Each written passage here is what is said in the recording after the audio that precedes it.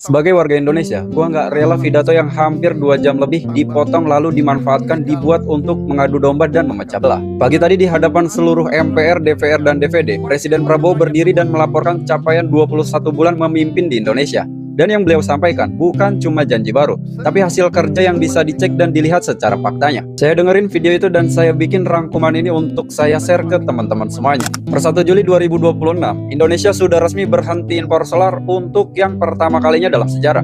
Harga pupuk juga berhasil ditekan 20%, itu juga untuk yang pertama kalinya. Dan solar untuk nelayan dipatok seharga 15.000. Indonesia punya bank emas mengelola 153 ton emas senilai 360 triliun.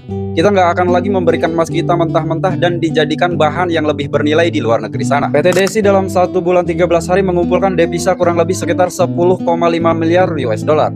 Dan ada blok Masela groundbreaking dengan 60% gas untuk dalam negeri. Kekayaan Indonesia emas, sawit, gas minyak mulai dikembalikan ke tangan negara kita sendiri. Yang kedua, tak lupa negara kita dibersihkan. Angkanya konkret, 290 BUMN yang gak produktif ditutup. Itu menghemat 50 triliun per tahun yang bisa digunakan untuk pendidikan, kesehatan, dan lain-lain. Dan untuk masyarakat dalam 6 bulan, mencetak laba 2,7 triliun, itu naik 900%. 1.000 tambang ilegal ditutup dan Presiden Prabowo meminta TNI Polri untuk merapikan dan menertibkan semuanya. Mahkamah Agung juga menyelesaikan 38.000 lebih kasus di sepanjang tahun 2025. Kalau dipersentasekan 99,54%. Itu udah sampai 99% lebih produktivitasnya. Dan tidak lupa BPK juga menyelamatkan lebih dari 100 triliun uang negara. Dan Presiden Prabowo bilang langsung, birokrat yang mengutamakan kepentingan sendiri harus diberantas.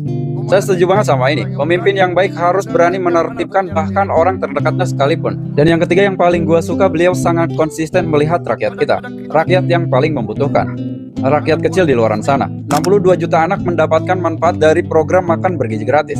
100 kampung nelayan merah putih juga udah berdiri. Target ada 1.000 lebih di akhir tahun 2026 ini. Dan ada sekolah rakyat untuk anak-anak dari keluarga miskin ekstrim, itu juga berjalan dengan maksimal. 150.000 kota magang nasional untuk fresh graduate. Menurut saya, hari ini di momen kemerdekaan ini, negara hadir bukan cuma untuk angka makro, tapi sampai ke dasar dan titik paling dasar. Dan yang paling gue suka adalah Presiden Prabowo sendiri mengakui bahwa ini semua belum selesai. Belum semua janji, belum semua hal yang ingin dilaksanakan untuk negara terwujud secara keseluruhan.